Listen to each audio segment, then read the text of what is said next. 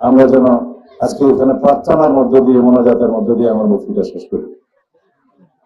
আশা করি আপনারা সবাই জানেন দেশনেত্রী বেগম খালেদা জিয়া এখন অসুস্থ অবস্থায় আছেন। তিনি ধীরে ধীরে শারীরিক অবস্থার উন্নতির দিকে যাচ্ছেন। দেশে বিদেশে চিকিৎসকগণ আপ্রাণ চেষ্টা চালিয়ে যাচ্ছেন তার চিকিৎসার বিষয়ে। আশা করি আল্লাহ রাব্বুল আলামিন তাকে আমাদের সাথে জীবিত অবস্থায়, সুস্থ অবস্থায় রাখবেন, বাংলাদেশের গণতন্ত্রের বিজয় দেখার জন্য। আল্লাহ তাকে হায়াতে তৈয়বা দান করুন, সুস্থতা দান করুন, যথাশীঘ্র আরোগ্য দান করুন। এই জন্য আমরা আল্লাহর দরবারে মোনাজাত করে আমি আমার আজকের বক্তব্য শেষ করতে চাই।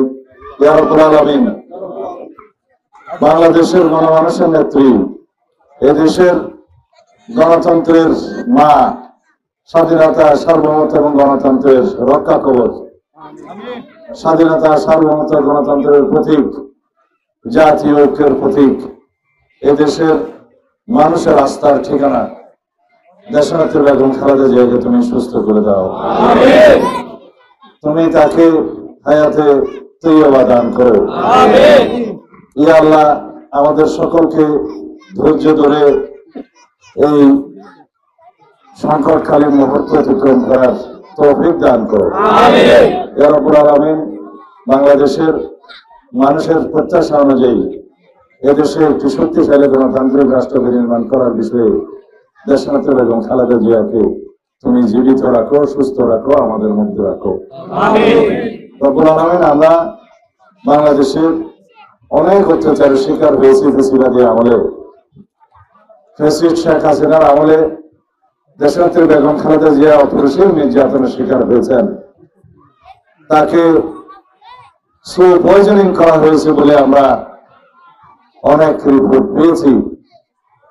কিন্তু তুমি তাকে জীবিত রাখার মালিক, তুমি তাকে জীবিত রেখেছ। যে ফ্যাসিস্ট হাসিনা দেশনেত্রী বেগম খালেদা জিয়া এবং দেশবাসীর উপর অত্যাচার করেছেন, তাকে তুমি নির্বাসিত করে দিয়েছ, এদেশ থেকে বিতাড়ন করে দিয়েছ। সুতরাং ইজ্জত দেওয়ার মালিক তুমি, ইজ্জত নেয়ার মালিকও তুমি। রব্বুল আলামিন, তুমি দেশনেত্রী বেগম খালেদা জিয়াকে আরো ইজ্জত বাড়িয়ে দাও। রব্বুল আলামিন, দেশের উন্নতির জন্য, এদেশের